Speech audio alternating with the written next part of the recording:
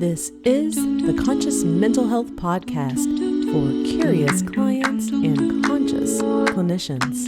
This podcast is for informational purposes only and should not be considered health or mental health advice. We are back with part 2 of our series investigating therapy first and gender exploratory therapy. Before we fully get into it, again, I'm Juniper, licensed clinical social worker, mental health educator. And I'm Laurel. I'm a licensed professional counselor and a mental health educator. If you haven't watched part 1, we highly suggest that you do, because go back and watch it. You're going to be confused. In part 1, we talked a lot about therapy first and gender exploratory therapy. We went through their clinician's guide and talked about the webinars that we watched and like a lot about the training and what their model of gender exploratory therapy.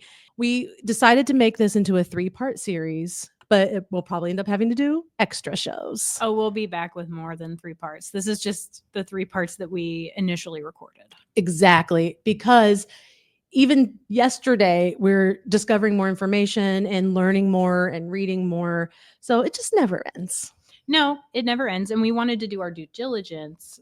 There are, as you said, well, it's just so many pieces that we're uncovering every single day that when we initially recorded it, we did the best we could. And now there is so much more information that we want to make sure is in there that we include, that it makes things more clear and specific. So that's what we're going to be doing some of today as well, is jumping on in with some little extras every once in a while. Yeah. So you'll see post-editing us coming on in and adding clarification points or just something that we couldn't not say out loud to you all. Could not say. We couldn't. Had We to just do it. had to do it. We are going to be discussing some things that could be really difficult to hear, and that could include things like transphobia and pathologizing of trans identity, conversion therapy, and some other tough topics that even extend beyond that.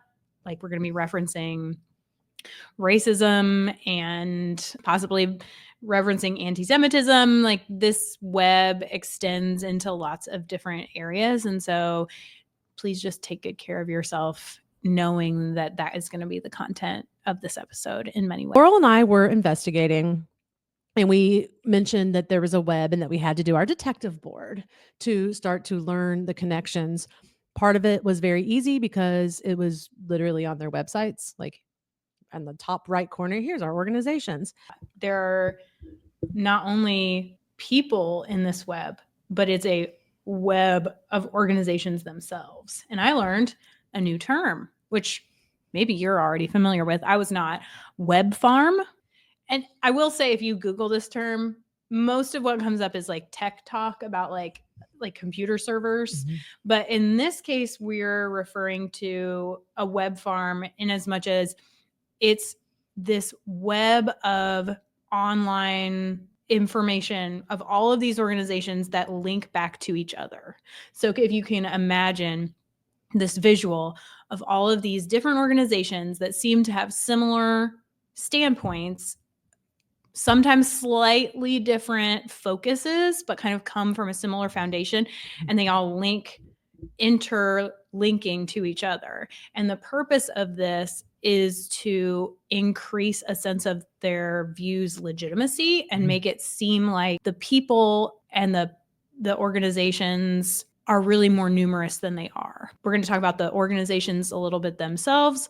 We're also going to talk about the individual people involved in these organizations, and what we will notice and continue to connect back to is it's the same group of people in every organization. And so they come up with all of these different organizations to make it seem as though there's this huge number of people all over the globe who are engaging in this work, when in fact it's just like the same group of people that have created many, many, many different organizations that link to each other. Yes. And lastly, in part of our research, in order to gain more understanding about how these organizations and people are connected, we also started to take a look at the organizational structures, a little bit about their financial statements. So they all have similar structures from what I found. A person that I know that's a CPA, when I was talking to them about the work we were doing, they said, follow the money. Like, you'll learn a lot.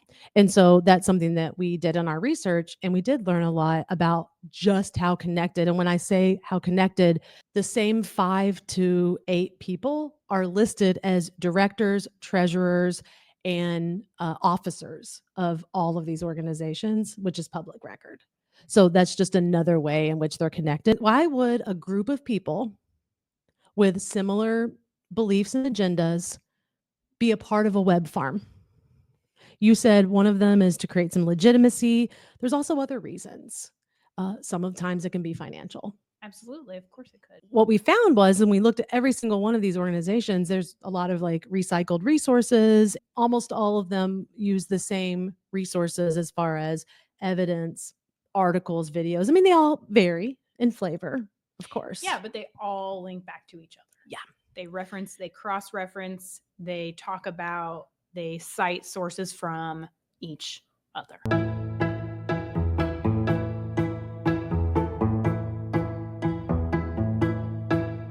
So we have GenSpec, Society for Evidence-Based Gender Medicine, Therapy First. Their expression of neutrality through Therapy First, which is probably the first place most people will access understanding of them, is a really benign seeming space before you get into it. But there are a lot of other organizations that almost all of these people are linked to that are very obviously less benign. Oh, yes. And they say neutrality, political neutrality. Well, great. Therapy First can do that. But Therapy First is essentially the same thing as GenSpec. It's the same people, essentially the same organization, different website. Yeah. GenSpec. So that's their advocacy side. They also note that they're in 25 countries. That So was they are interesting. very internationally active. Post-editing Juniper here, and I wanted to very quickly preface that we're going to get a few clips right now from the GenSpec website, as you can see if you're watching the YouTube video. But if you're listening, we are just showing this aspect of the GenSpec website. It's under the tab Resources, under the tab Films. Basically, they have provided a series of YouTube videos that explain what their main key approach and focuses are. And now let's watch some gems from these films here. Discussing gender identity with her students. Kindergartners came home very confused about whether or not you can pick your gender, whether or not they really were a boy or a girl. In the 1990s, the T was added to LGB, which made people think that being trans was the same as being gay. Queer theory took hold in academic institutions and elsewhere, and this so-called theory blurred the boundaries of sexual identity and attempted to show that sex and gender were not binary categories. It also dismantled the standard way we think about a healthy family structure, which now leads questioning kids to seek guidance online instead of from their parents. A key reason why transgender identities are now more popular than ever is due to AGPs, or autogynephiles. An autogynephile is a heterosexual male who's aroused by the thought of himself as a female. This is a paraphilia that channels the AGP's focus onto his body, dress, behavior, and sometimes leads him to medically transition in an attempt to look more like a female. And in the vacuum created by our post-religious age, arguably more and more young people developed an identity crisis and sought solace in the idea of transcending their mundane lives and escaping their problems by believing they could become something that they're not. With all the slogans that the activists constantly push, it's easy to understand why so many people get swept up with the trans movement and believe it to be just another movement for human rights, when it actually doesn't resemble that at all. The world has become flipped upside down, and we have men entering into women's only spaces, children becoming lifelong medical patients, and many people choosing to detransition when they realize that they've been sold a lie. We need a broader perspective, and one that allows exploration while simultaneously promoting acceptance of the bodies that we have and an understanding that no one can change their sex. The international organization GenSpec promotes a healthy approach to sex and gender by raising awareness of these issues. Most of all, we advocate for a non-medicalized approach to gender dysphoria.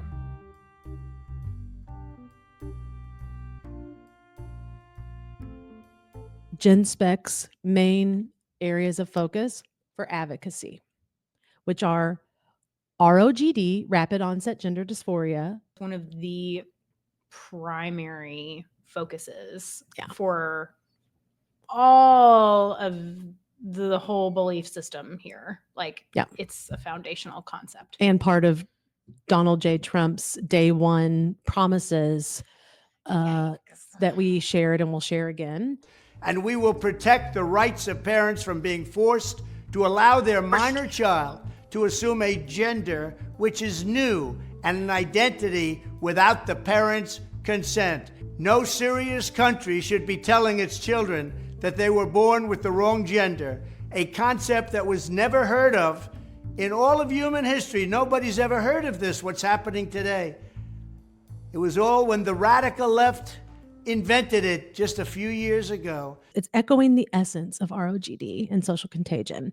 So ROGD, support for detransitioners, autogynephilia, and most of all, a non-medical approach to gender dysphoria. That is their main areas of focus. We just wanted to be very clear on what those were. It is one of the primary organizations connected to Therapy First. It goes without saying that that's the type of therapy approach that they are promoting would include ROGD, support for detransition, autogynephilia, and a non-medical approach. So they say they're open to all outcomes, remember?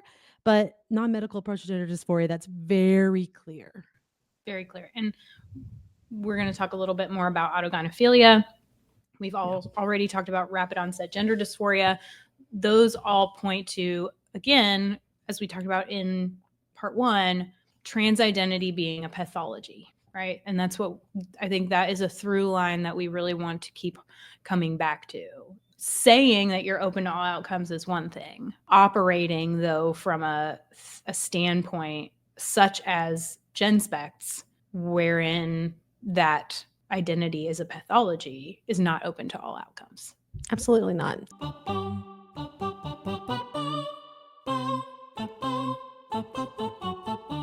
So what the hell is autogynephilia? Oh my, I'm glad we're going to talk a little bit more about this now, because when we initially recorded, we talked about autogynephilia. I think having learned more and more and more about this, and having now, I feel like I have a little bit better of a conceptualization of it. So, okay, autogynephilia is a theory. Basically, the foundation of this theory is something called erotic target inversion. So erotic target inversion refers to an erotic target being something that one would be attracted to, inverted inward. So rather than being erotically connected to something outside of yourself, you are attracted to the idea of yourself being that thing. An example, the autogynephilia erotic target inversion would be essentially, according to the theory, a man attracted to the idea of himself being a woman. Mm-hmm. So he's erotically attracted to the idea of himself as a woman rather than being erotically attracted to women outside of himself. Yeah. So again, this is a theory, but it is a foundational theory that a lot of these organizations use to explain gender dysphoria. Yep. Or the experience of being, they use an older, outdated term a lot, transsexual. And it is really interesting because initially, autogynephilia is a theory that only applies to men. Yeah, biological men. So if you're a trans man, you don't count in this theory. You don't have sex. Yeah, guess what? You don't have sexual fantasies. Erotic target inversion is a part of this theory, but it can be conceptualized with any erotic target. So you could theoretically use erotic target inversion to explain like any kink or fetish. You could theoretically talk about within the idea of erotic target inversion, i.e., like if a person had a dragon fetish, play the clip. So we get into dragon fetishes for a long time. Which is why I was laughing. Right.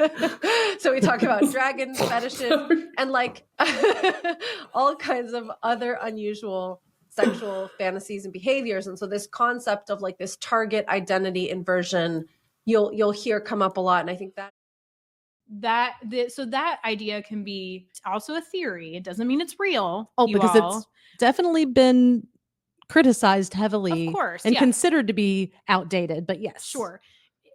And that's the thing, like all of this is like very theoretical. And we have lots of theory in like the clinical world that we may or may not agree with. But this theory is utilized as like the answer. So now there have since been folks who have expanded on this theory. There are folks who have expanded on this theory since Ray Blanchard's initial work. To include autoandrophilia, which would be the idea. I got so confused on this. Well, this is the version of this erotic target inversion theory for trans men.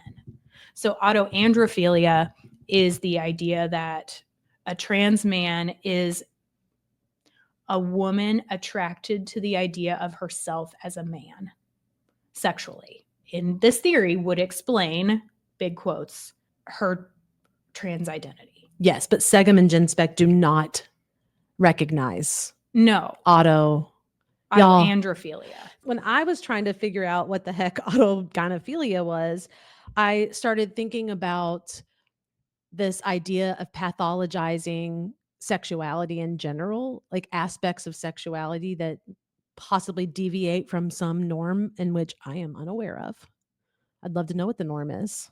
Is it just like fast? Oh, they'll tell you. Is the norm like just missionary and we're done? Play the clip. It's disordered. It's disordered behavior to fall in love with your, as I've heard you say, Phil, your inner woman. I think that's disordered behavior that actually needs psychological and maybe other sort of attention.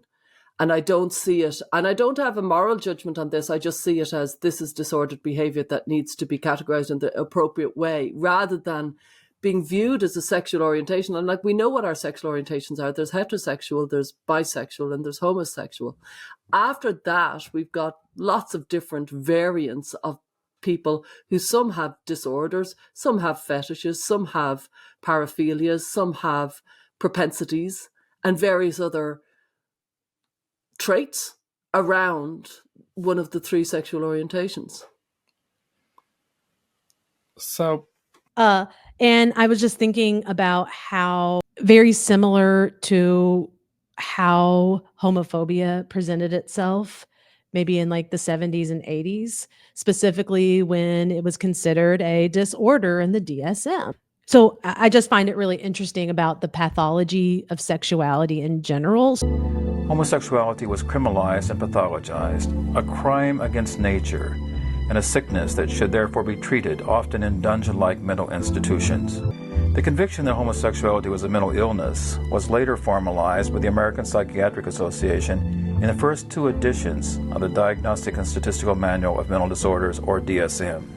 And we all have to agree what to cure, because even that has ethical issues. That's true. For example, the American Association of Psychiatrists, it wasn't until 1987 where they removed homosexuality from the Encyclopedia of Mental Disorders. So you ask the question, if it was before 1987 or even earlier, and you had the medical capacity to, quote, fix someone whose genetic profile, if that's where it's found, it makes them gay, would you do that? Back then, they probably would, because that's a disorder. At least 15% of the 1 out of 6 is this. At what point is it a disorder? And what point is it just the natural variation of who we are as a species? It is a playbook of times of past. The North Star here is transgenderism is a mental health disorder. I mean, it's crystal clear because, even in the Gender a Wider Lens podcast, it's very clear when you actually hear conversations about this from some of these folks. They do very much see and have said explicitly that autogynephilia is a paraphilia. A paraphilia is a disordered sexuality, and that it is a disorder that needs to be treated because the norm is not that. It's a deviation from sexual norm in a disordered way that is unhealthy. Mm-hmm. There are even disagreements in this community, if we can call it a community, in this web of people about how autogynephilia and autoandrophilia are viewed. Mm-hmm. Yeah. Whether it's just kind of an etiology that is a fact about some folks, or whether it is a disorder to be treated. Over and over and over again, they hearken back to it as one of the primary reasons a child or a young person would identify as trans. But I will say there are folks in this community who identify what they refer to as an autogynephile. Yeah. And have used and have found connection with that as an explanation for the way they feel and the way they experience the world. And so to me, okay. Okay. Like if that feels correct for you, yeah, go for it. Yeah. I don't dismiss that. I think it's when not only are we defining this as a disorder or a paraphilia, and we're using it to create a blanket concept of why everyone might feel the way they feel about who they are. And this is directly referenced in influencing legislation. Right. That's when we get to that being a problem. Exactly. I think you nailed it. Again, this is why it can be very insidious. This is why pseudoscience is so alluring, because it's a kernel of a truth being used to sell a whole different product. Boom. And Boom. I don't want just a kernel. No, I don't want a kernel of the truth. Oh, I believe this part, so I guess I believe the rest because this makes sense. And I know this to be true. So I guess everything following it. So yeah, like Laurel said, any of these main issues that they have or concerns, considerations for exploration, it's not necessarily something that as a mental health professional wouldn't come up in session. Yeah, sure. If we want to talk about that, go for it. Let's talk about it. The true exploration and affirmative approach, like we mentioned, is client-led. What I'm seeing is this is not client-led, this is clinician-led. Let me find out which piece. It. That's it. Let me tell you which one of these things is causing your issues, rather than, okay, well, do you feel that autogynephilia is probably a little better of a match for you and that you're not sure you want to identify as trans because maybe this is a better fit? Let's talk about how that looks in your life. Cool. Okay? Down. That's all you ought to do, people. Conversation. Let's do it. You connect with autogynephilia. You connect with autoandrophilia. Another term that sometimes they use, auto heterosexuality. Let's talk about it. But that doesn't mean I'm diagnosing you with a paraphilia. Hey, we kink friendly over here. We are. Absolutely. Safety. But cool. Like if you're attracted to dragons, go for it. Yeah. I don't care.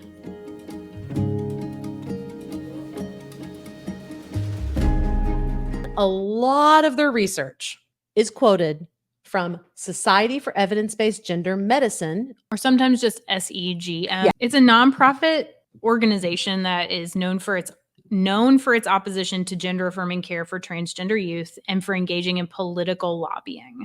So a lot of folks that are affiliated with GenSpec are also a part of the SEGM. You have some very prominent psychoanalysts and psychiatrists who are basically, we would say, helping to launder transphobic ideas, and under the guise of science. As reported by Erin Reed, the Southern Poverty Law Center finally has classified the SEGM as an anti-LGBTQ hate group. The Southern Poverty Law Center, a very important organization in the United States who's tracked hate crimes for a long, long time. They've been very important in tracking the history of and violence of the Ku Klux Klan. They've gathered enough evidence to classify them as such. Evidence like sharing revenue streams with Christian nationalist hate groups, which includes the ADF, the Alliance Defending Freedom, which helped overturn Roe v. Wade in the U.S. This classification may help delegitimize all these politicians who have been hiding behind the pseudoscience pushed by GenSpec and SEGM.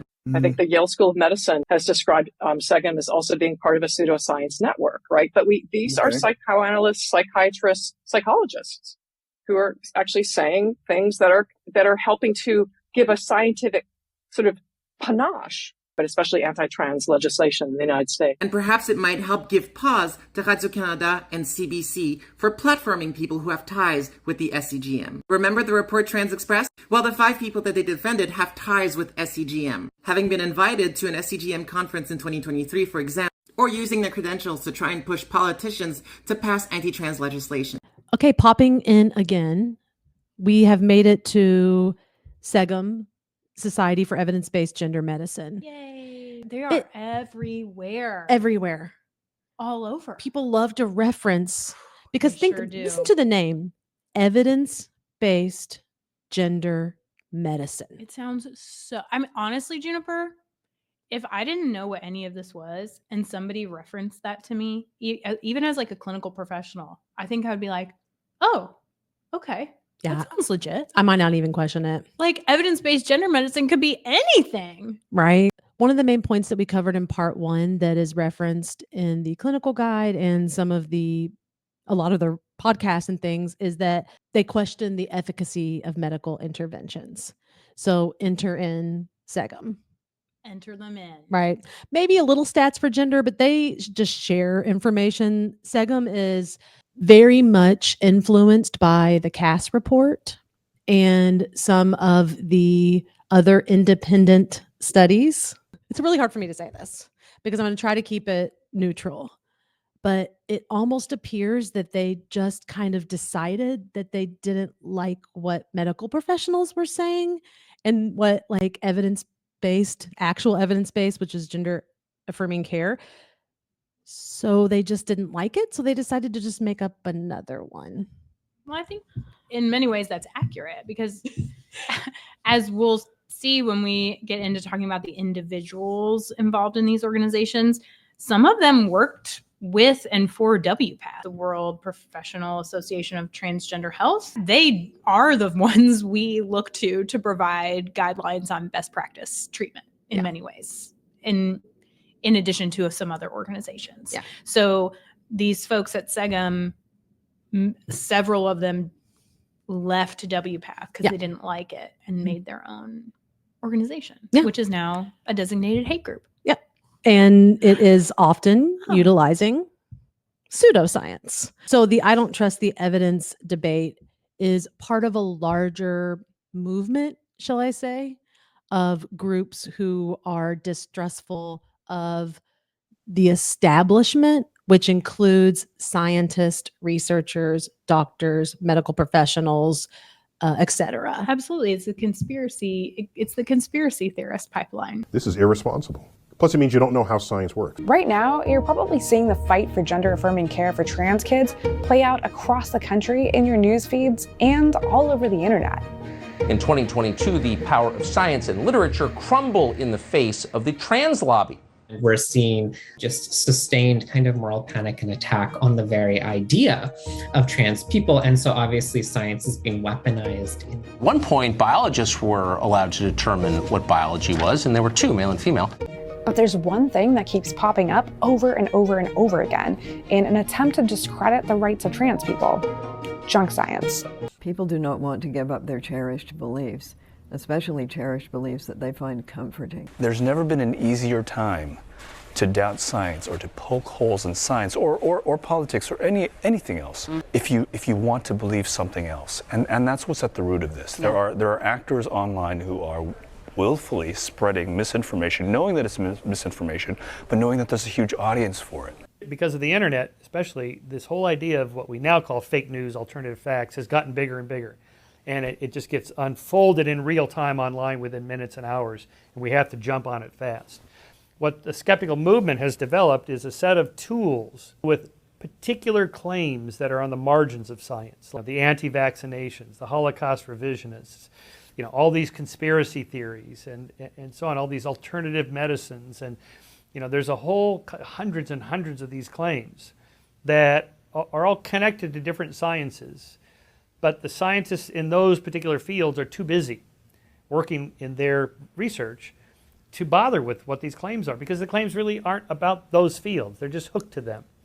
They're about something else. Now, how in one of the most educated and scientifically advanced societies in human history do we end up with leading Republican politicians attacking scientists at campaign rallies and some of their followers threatening scientists with violence and death? Well, one of the things we know is that none of this is really about the science. The science is good, the science is solid. Many of these issues, all of these issues really have become deeply politically polarized because of deliberate attempts to polarize it by people on the conservative side of the political spectrum. I think actually the tools that we would bring, right, say to debunking race science or other kinds of just extremely unscientific, but also extremely objectionable weaponizations of scientific discourse, I think we can use those same principles. And so if we start from a point of view where we're unafraid to say, like, look, I don't like junk science directed at trans people because it harms trans people and it's bad science, right?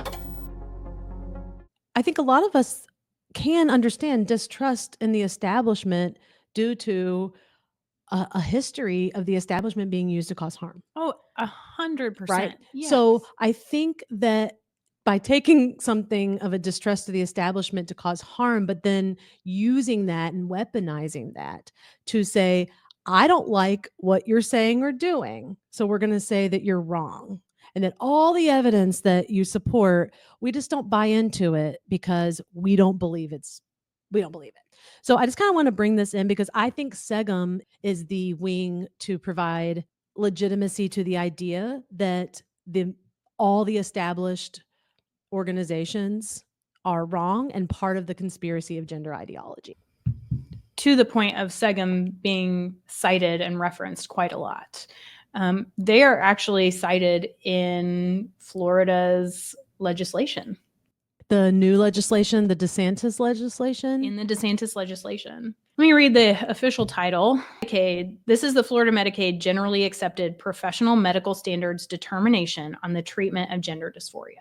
Isn't that such a fancy sounding name? Sure is. But this is so legitimate. This is Florida Medicaid. So it's a state guideline. And it is in relation to the DeSantis legislation on the ban of gender affirming care. And we'll get more into this in the evidence later.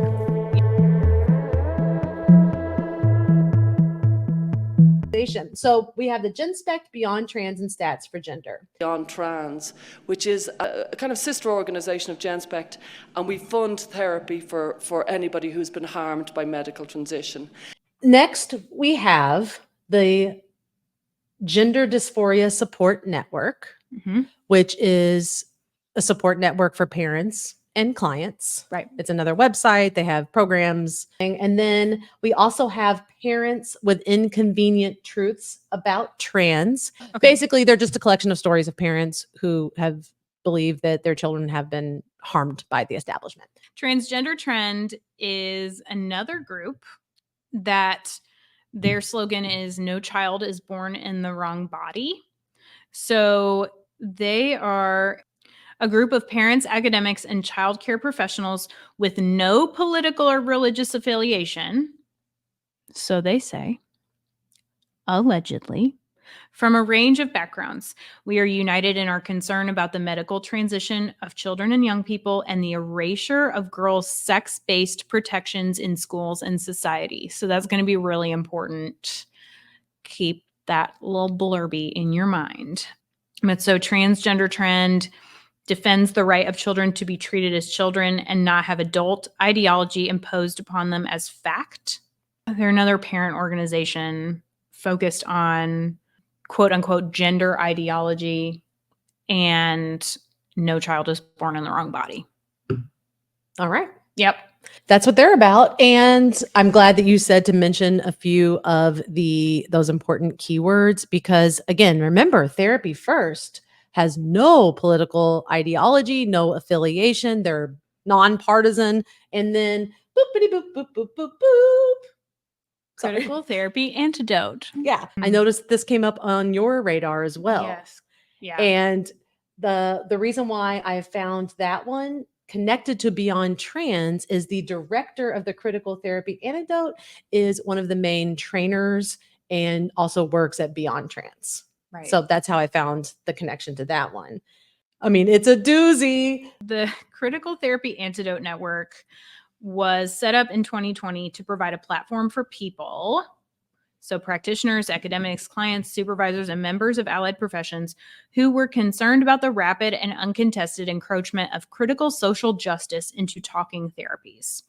CTA has rapidly evolved into a broad-based collective whose members are committed to protecting the healing ethos of therapy and maintaining the clinical space as functionally apolitical. So Critical Therapy Antidote Network is not focused only on gender. It's focused on a wide range of what they consider to be the encroachment of political ideologies into the therapy space. The articles they have on their front page, right? Boys and the Burden of Labels, Teaching Toxic Masculinity in Schools. Okay. Psychoanalytical Journal publishes paper on the gender dysphoria not thinking conspiracy. Okay. UK women win key cases against gender ideology at work. Dr. John Mills discusses the anti-white racist corruption of psychology. That's one of their most recent articles on their front page of their website. But I think it's important to recognize that the Critical Therapy Antidote Network is directly connected to all of them, gender-focused organizations and advocacy groups.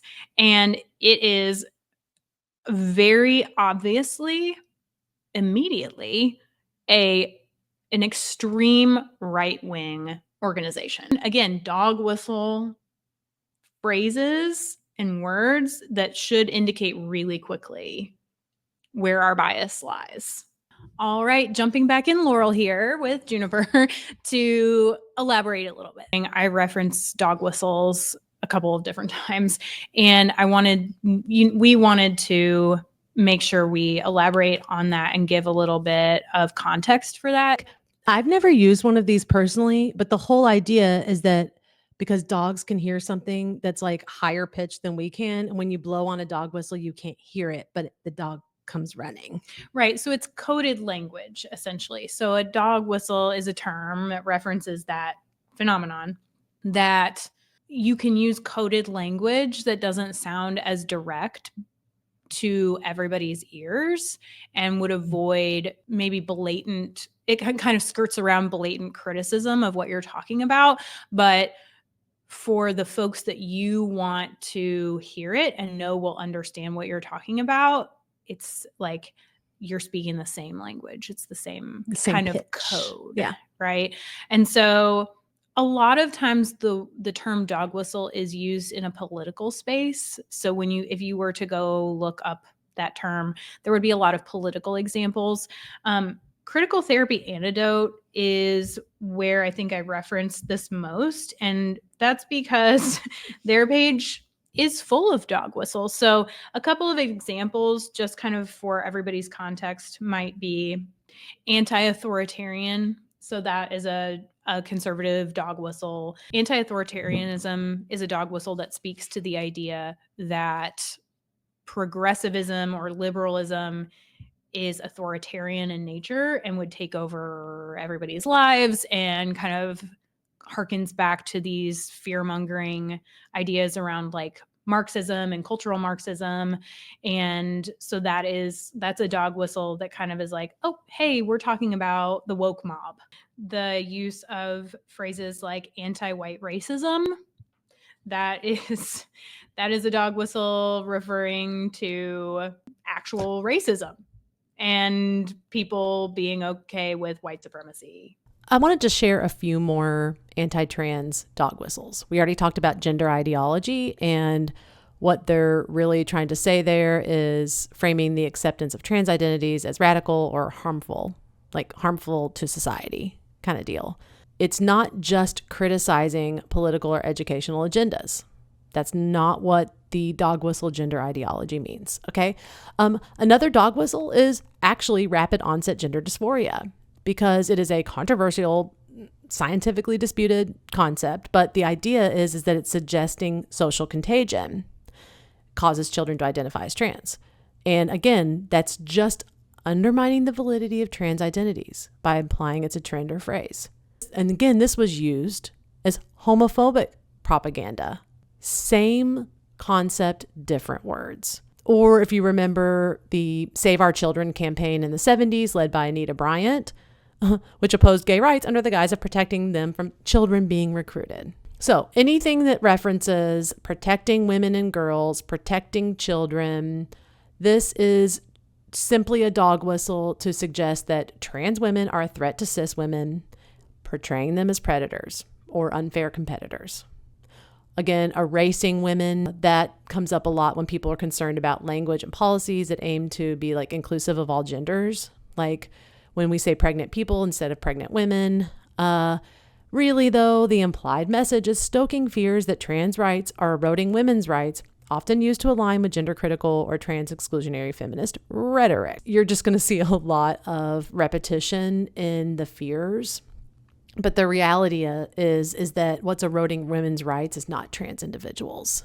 The reality is it's a systemic patriarchy. But anyhow, then we go to the next dog whistle that is always coming up in this discourse and in the culture war discourse in general, defending freedom of speech.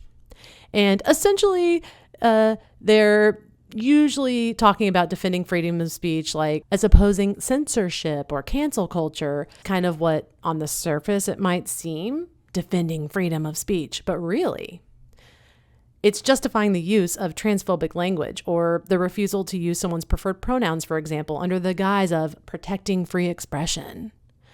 And this comes up a lot. We're going to get way into this and much more of the history and psychology around this culture war, identity politics, and dog whistle coded language tactics. So just wanted to share a few more of those. Boom. When you're mentioning the dog whistle, like some people might not realize or associate some of the like more radical ideologies when they're talking about something. So for example, when we talk about coded language and the very benign language, I would even possibly suspect that some people that use that language or that buy into that might not even be thinking that they are contributing to a similar mindset to maybe more quote unquote radical white supremacy, racism, things like that. Does that make sense? I think that's true.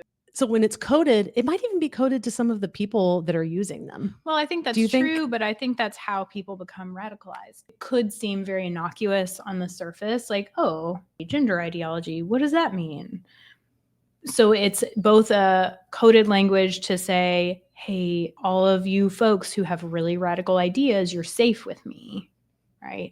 But it's also benign enough that it sort of can turn into this slow burn of radicalizing others into normalizing more overt language eventually. And that's why I'm so glad you said that, because that was something, I think we discussed this a little last night, because you guys, by the way, just so you know, we talk about this all the time, but we were talking about it like people are wondering, why are you so worried about this?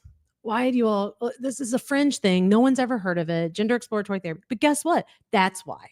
Because even when we're reading, I'm like, well, I don't disagree with everything, or I could easily see. And then that's what can slowly radicalize you or bring you to some of those more fringe beliefs. Anyway, I think I wanted to bring that up with dog whistling, because I do think that fits in with why they choose. Because we kept saying, oh, the language is so benign and da da da. I think that's why. It's because they're trying to make themselves sound centrist and legitimate rather than fringe. Because if they were just blatant about it, I mean, the KKK went through this. They really have tried over years to make their language sound pretty reasonable at times, like at least public facing. But then when you actually get to their inner core, the language gets a little more extreme. Right. But you don't get to hear that until you're already in. There's very gentle entryways into this pipeline. And I even think that many of the people that get started with this came in one of those entryways that didn't seem... Oh, I'm sure not everybody... like a Southern Poverty Hate Center. I'm sure not everybody that ends up on the fringe starts on the fringe by any means. And that includes this group of people. Like, and this is my value system, to come from a perspective of like the innate humanity and potential for good in every person. Aw. Sorry. I do. But that doesn't mean that's where you end up. But I don't think that everybody just starts out believing these like radically harmful things. I think many people, not all, but many people start out with good intentions and are just sort of like sucked in. And, you know, we've been talking about this too, as we've been doing this investigation, that even as we've been listening to some of these episodes, to your point earlier, sometimes they do say things we agree with in some capacities, like things that make sense, like how they do therapy, right? Like that they are client-centered. Or biopsychosocial spiritual. Right, that they take a systems perspective, and we're kind of like, yeah. Big part of my even practice. that sounds very reasonable. It's just been so evident of how easy and how welcoming it can seem, and how and welcoming, innocuous, just moderate. We're just trying to have conversations. We're just having conversations. It's just important to talk about these things. Oh man, am I going to get into the paradox of tolerance? I'm not going there. Don't do it. Don't do it. Okay. The paradox of tolerance is a philosophical concept suggesting that if a society extends tolerance to those who are intolerant, it risks enabling the eventual dominance of intolerance, thereby undermining the very principle of tolerance.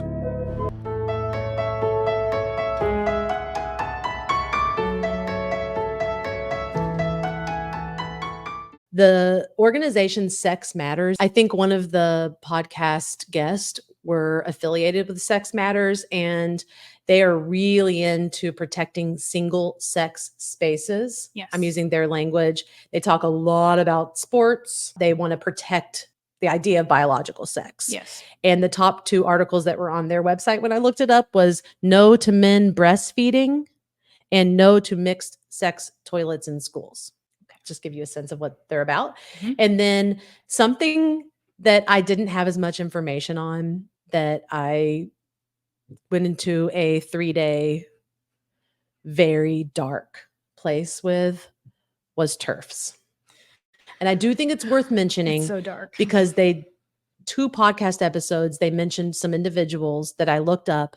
There's a whole other subsect, like what you found in Our Duty and some of these other offshoots that they're associated with. And TERFs are one of them, which is trans exclusionary radical feminist. And so I went down a whole rabbit hole. The idea essentially that trans women are not women and the only kinds of real women are cis women. It is important to note that this term is not used by most people who we would consider to be TERFs themselves. In fact, a lot of them consider it to be a slur of some kind. You will see many of them instead using the phrase gender critical feminist instead. Somebody on the podcast was affiliated with something called the Women's Rights Network. And essentially there is an entire group of women, specifically feminist, and they very much focus on, and I notice Therapy First does this a lot too. Well, when we get down to it, women and girls all share a biological reality. We are all female. But if any male person can call himself a woman or legally identify as female, then predatory men will do so in order to gain access to women's single-sex spaces, and this puts every woman and girl at risk.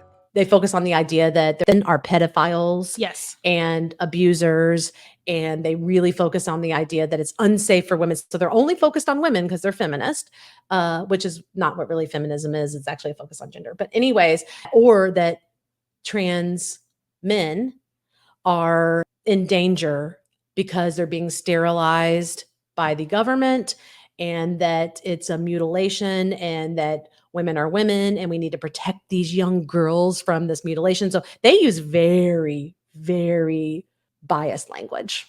Right.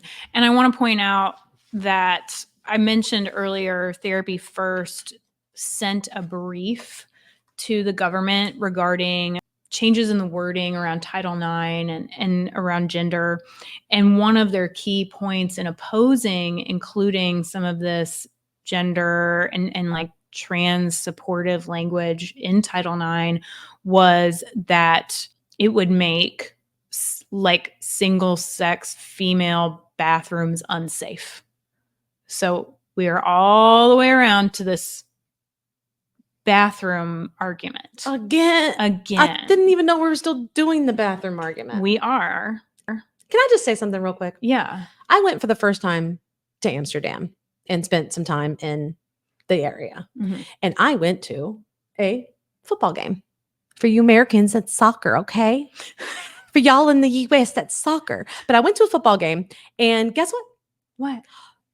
No one gives a shit. Everyone uses the same restroom. There's What? children. No There's way. people that, you know. Oh my God, they didn't. And did you know that nothing happened? They didn't use that as an opportunity to assault you? It was a huge game. Can you imagine how crowded it was? And I was a little, to be honest, I am here from the States and this like incredibly obsessed with single sex spaces to protect women. And we're going to get a little more about the ideology behind that. But anyhow, so yeah, but I was like, oh, look, there's a kid here and a parent here and then somebody else here and then a person coming in through here. And it didn't effing matter. Right. I'm just done. Of course it didn't. But okay, I'm going to give it to you straight. You're going to be a lot safer around trans people than just about anybody, including those priests you guys cling so tightly to. And when you say safer around trans individuals, what would be one reason why, in your view? Well, I mean, I've never personally known any trans individual to ever hurt me emotionally or physically, sexually, psychologically, actually. But I've had a lot of cisgender male and female, both, that have hurt me in lots of different ways. So, I mean, and all Personal of experience, because Yeah. I guess my sense is that they don't have a lot of personal experience in their lives with No. a trans person. No.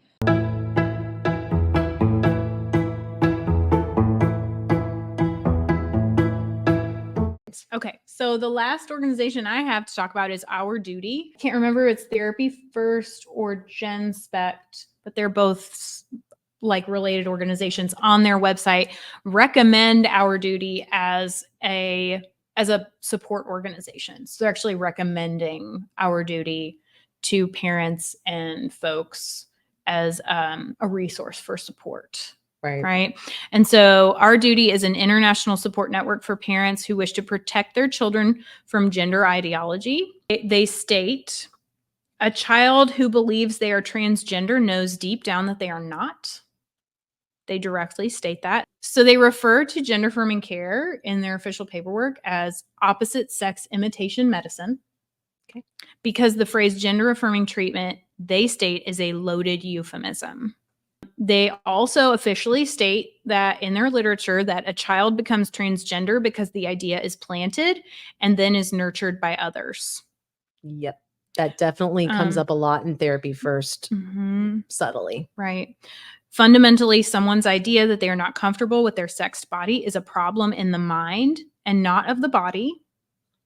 They suggest that parents of children with transgender identities who have affirmed these identities and encourage their children to undertake opposite sex imitation medicine have Munchausen's by proxy in their official literature.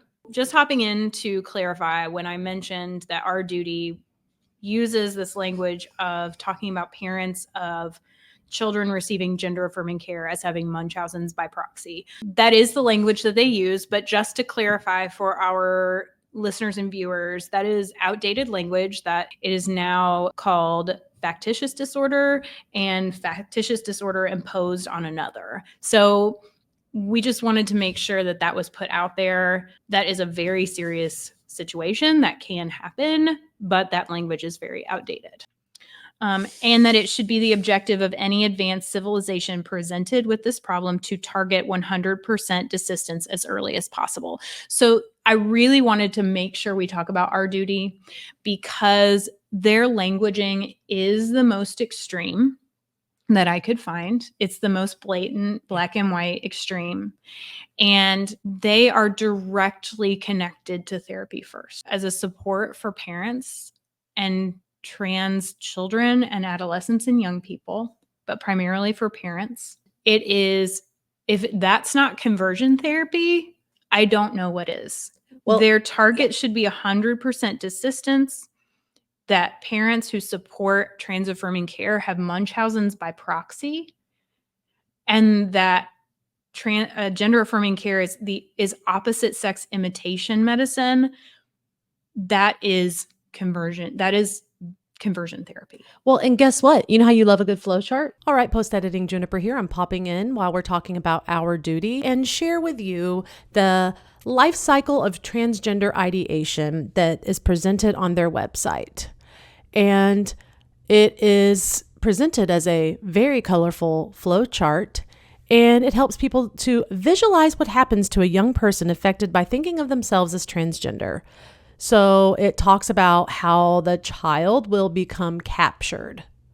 Yes, you see it right here with your very own eyes, become captured by the cult, by the cabal of transgender ideology. They give you the way to help your child escape. They say that you need to have two things to be captured by trans ideology. Then that is being susceptible and being indoctrinated. The susceptible children will become indoctrinated. This is spoken about a lot in Therapy First, in gender exploratory therapy. Essentially, they talk a lot about comorbidities.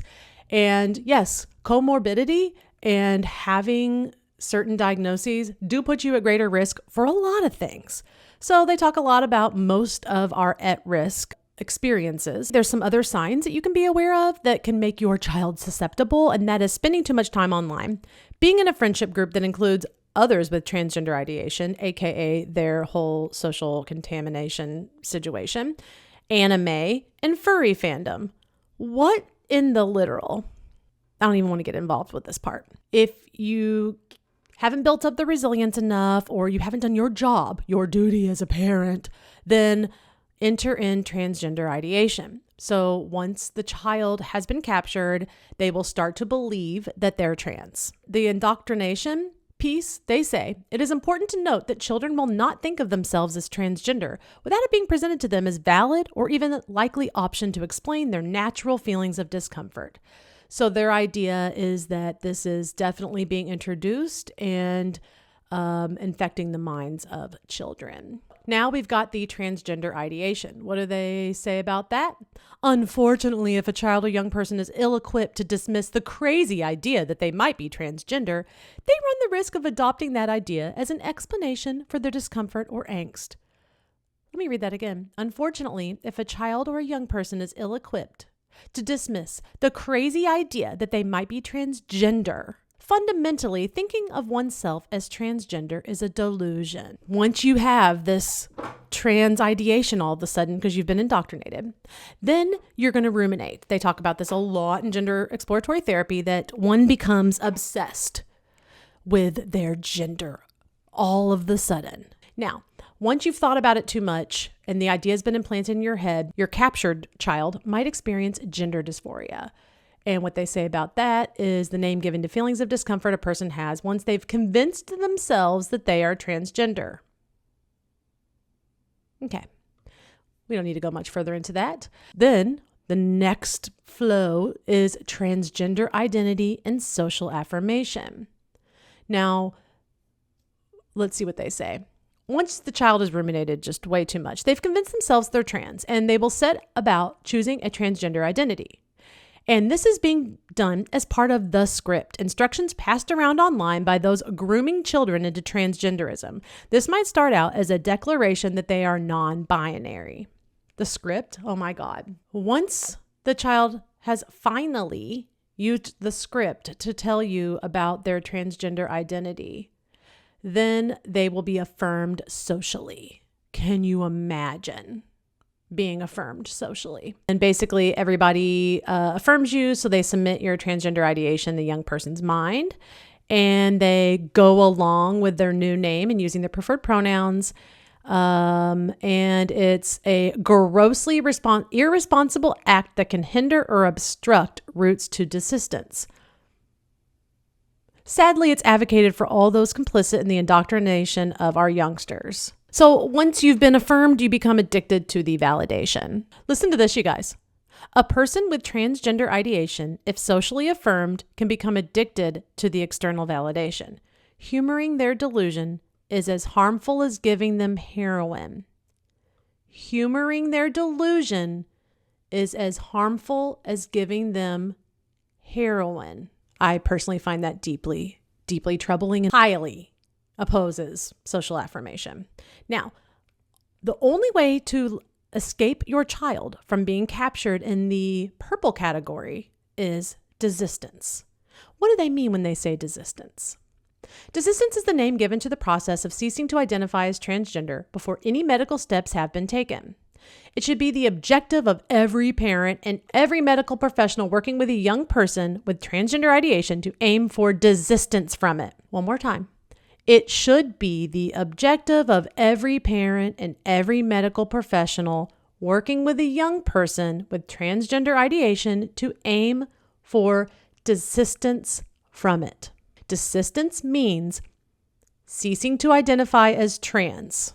I'm not sure this needs to be said out loud, but this would clearly indicate that there is a preferred outcome, and that outcome is desistance.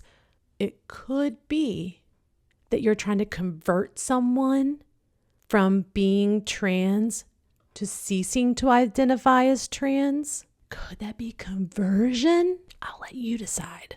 Next, we come down to the medicalized transgender identity, which basically is the worst case scenario according to these gender critical therapists and people activists. They believe that gender affirming care is unethical medical malpractice and that changes necessary to bring about cessation of opposite sex imitation medicine are slow and patchy. Opposite sex imitation medicine. And the only way out of that is to detransition. That is the only way to be uncaptured. And so if you come in after having any medical transition, detransition should be encouraged for every person that has received any form of medical gender affirming care.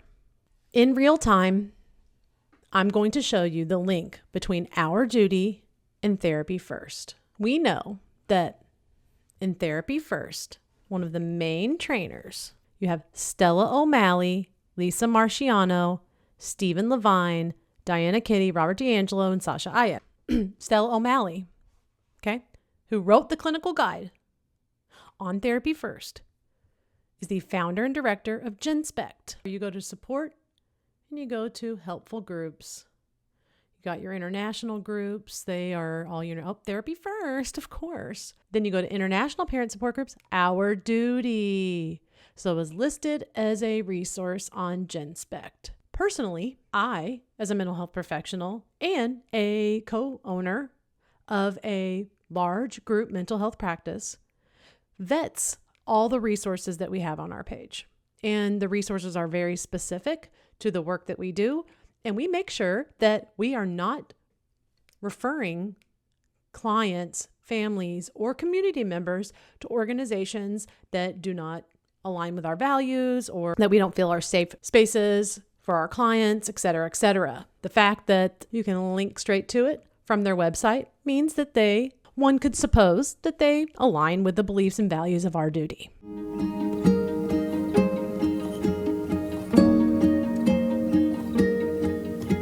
Those all point to, again, as we talked about in part one, trans identity being a pathology, right? And that's what I think that is a through line that we really want to keep coming back to. Saying that you're open to all outcomes is one thing. Operating, though, from a standpoint such as GenSpec's, wherein that identity is a pathology, is not open to all outcomes. GenSpec does not endorse medical interventions for gender distress. Okay. The trainer of Therapy First, Gender Exploratory Therapy, Stella O'Malley, who is the founder and director of GenSpec, says that they don't endorse medical interventions for gender distress. Okay? How on this earth can you say that it's an exploratory approach? How in the world can you say that it's open to a range of outcomes, therefore it's not conversion therapy, when you yourself and your organization doesn't endorse medical interventions? Subject matter, and a lot of the people that I was watching that also had to cover this were like, I don't want to be doing this. This is very difficult to do.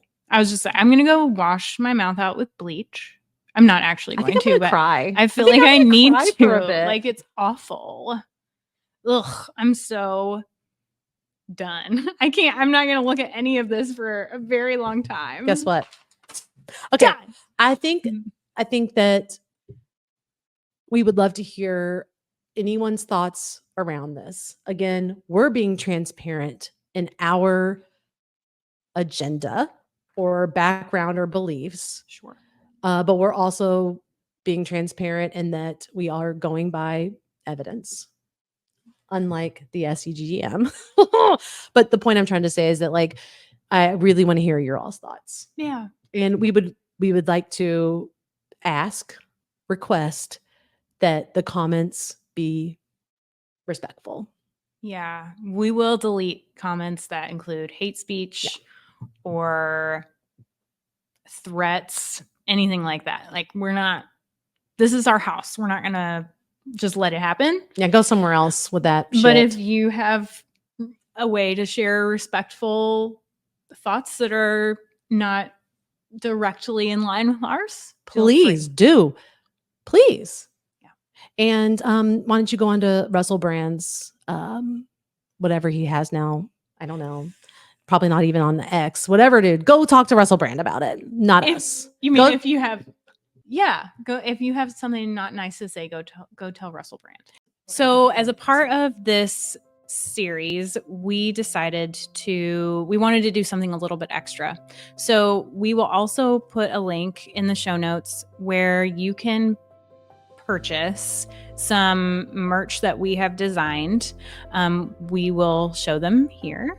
And with these specific designs, when you purchase them, 100% of the proceeds are going to go to Advocates for Trans Equality. Advocates for Trans Equality is an advocacy and support organization that does all kinds of different work around trans rights and human rights, litigation, organizing, policy, voter engagement, name change project, ID documents, legal services. So we really want to support those folks who are on the ground in the game doing that really important advocacy work, especially as we're moving forward into 2025 and kind of looking at some very scary pictures of what future legislation is going to include. And so we would love if you would do something nice for yourself and buy a little piece of merch, and then that money will go to a good cause. And of course, if you just want to donate to Advocates for Trans Equality directly, we will put their link in the show notes as well. And you can absolutely do that. And we do encourage you to do that.